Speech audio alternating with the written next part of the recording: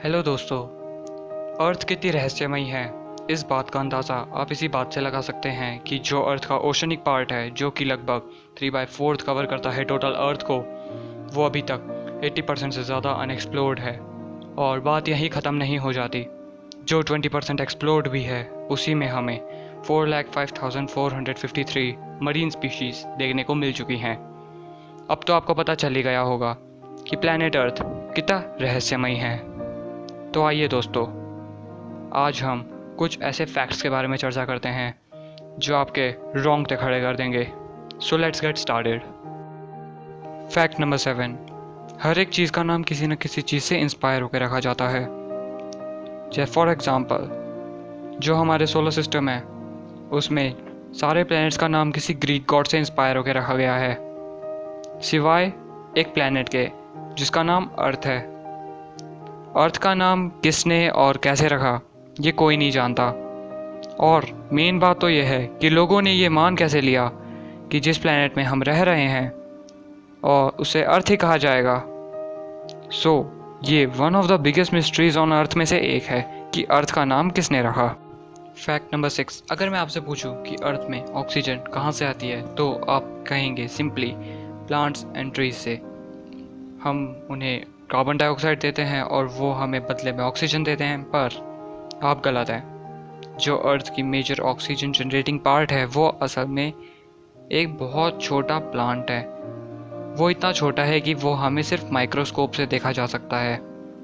आप बोलेंगे कैसे, इतना छोटा प्लांट ऑक्सीजन कैसे दे सकता है? असल में उनकी पॉपुलेशन बहुत ज़्यादा है। उन्हें फाइटोप्लैंक्टन्स कहा जाता है। ये ओशन में मिलते हैं और ये अर्थ का 80% ऑक्सीजन जनरेट करते हैं। फैक्ट नंबर 5, अगर मैं आपसे पूछूं कि सोलर सिस्टम का सेंटर क्या है, तो आप सिंपली कह देंगे कि सोलर सिस्टम का सेंटर असल में सन है। पर एक टाइम ऐसा था जब लोगों को लगता था कि अर्थ सोलर सिस्टम का सेंटर है। सोलर सिस्टम का क्या, अर्थ लोगों को लगता था कि अर्थ यूनिवर्स का सेंटर है। बट थैंक्स टू कोपरनिकस, जिन्होंने हमें बताया कि अर्थ सोलर सिस्टम का सेंटर नहीं है, उन्होंने बताया कि असल में सन सोलर सिस्टम का सेंटर है और अर्थ सन के चारों तरफ घूमता है।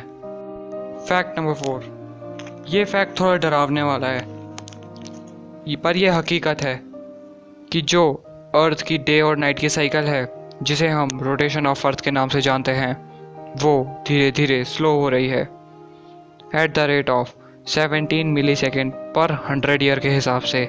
सो अगर हम थोड़ी सी कैलकुलेशन करें तो हमें पता लगेगा कि अर्थ में जो डे और नाइट की साइकिल है वो 140 मिलियन साल बाद 25 घंटे की हो जाएगी, यानी कि 25 घंटे ज़्यादा बड़े दिन हो जाएंगे।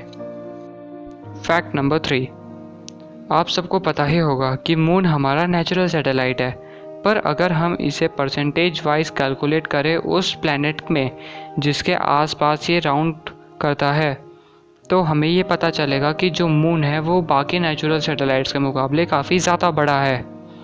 और अगर हम इसका साइज़ कंपैरिजन करते हैं तो हमें ये पता चलता है कि नंबर 1 पे आता है गैनीमेडा, जो कि एक जुपिटर का नेचुरल सैटेलाइट है।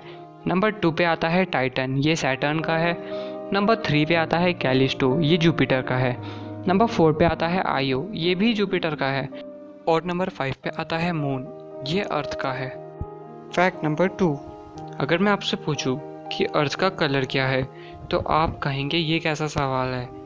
अर्थ का कलर ग्रीन और ब्लू है, पर क्या आपको पता है कि 3.5 बिलियन साल पहले अर्थ का कलर पर्पल और ब्लू हुआ करता था। असल में जो पहले के प्लांट्स थे वो पर्पल कलर के हुआ करते थे, just because of N ancient microbe जो प्लांट्स में पाया जाता था, जिसे हम रेटिनल्स कहते हैं।